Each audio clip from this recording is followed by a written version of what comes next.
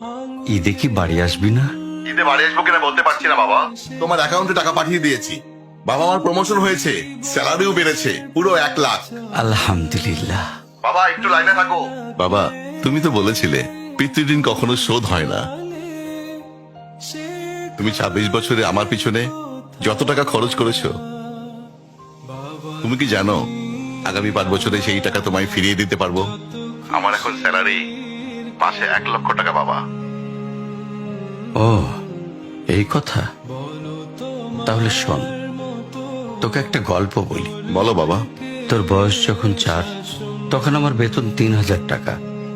1200 টাকা ঘর ভাড়া দিয়ে 1800 টাকায় চলে সংসার।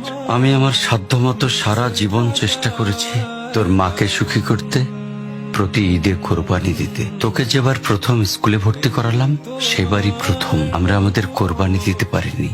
সে বছর তোর মাকেও কোনো উপহার দিতে পারিনি। তুই যখন ভার্সিটিতে উঠলি, আমাদের অবস্থা তখন মোটামুটি ভালো, কিন্তু খুব কষ্ট হয়ে গিয়েছিল যখন আমার ট্রান্সফার হয়। রোজ রোজ বাসে চড়ে, পায়ে হেঁটে, ঘামে ভিজে খুব দুর্বিষহ লাগছিল। একদিন শোরুম থেকে একটা বাইক দেখে আসলাম। সে রাতে আমি স্বপ্নেও দেখেছিলাম আমি বাইকে চড়ে অফিসে যাচ্ছি। পরের দিন তুই বায়না ধরলি, জার্নি করতে তোর কষ্ট হয়। তোর কষ্টে আমারও কষ্ট হয় বাবা।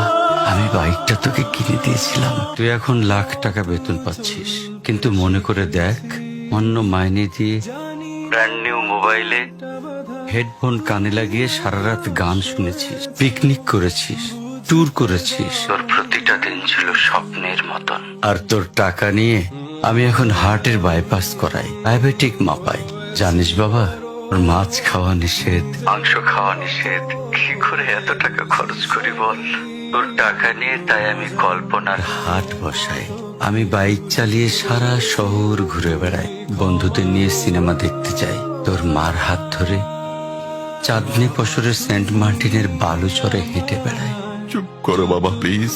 আমি তোমার কাছে চলে আসবো, তোমার টাকা না, আমি তোমার ভালোবাসা তোমায় ফিরিয়ে দিব বাবা। বোকা ছেলে, বাবাদের ভালোবাসা কখনো ফিরিয়ে দেয়া যায় না। ছোট্ট শিশুর মলমূত্র মোছা যায়, আর বুড়োদের ঘরেও ঢোকা যায় না। ওকে একটা প্রশ্ন করি বাবা, ধর তুই, আমি আর তোর খোকা তিনজন এক নৌকায় বসে আছি। হঠাৎ নৌকাটা ডুবতে শুরু করলো।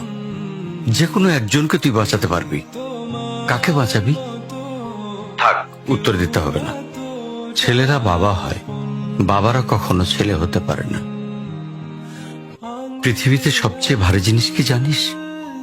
পিতার কাঁধে পুত্রের লাশ। আমি শুধু জায়নামাজে বসে একটা জিনিস চাই, আমার কবরের ঘরটায় যেন আমি আমার ছেলের কাঁধে চড়ে যাই। তাহলেই তুই একটা ঋণ শোধ করতে পারবি, তোকে কোলে নেওয়ার ঋণ। বাবাদের ঋণ কোনোদিন শোধ করা যায়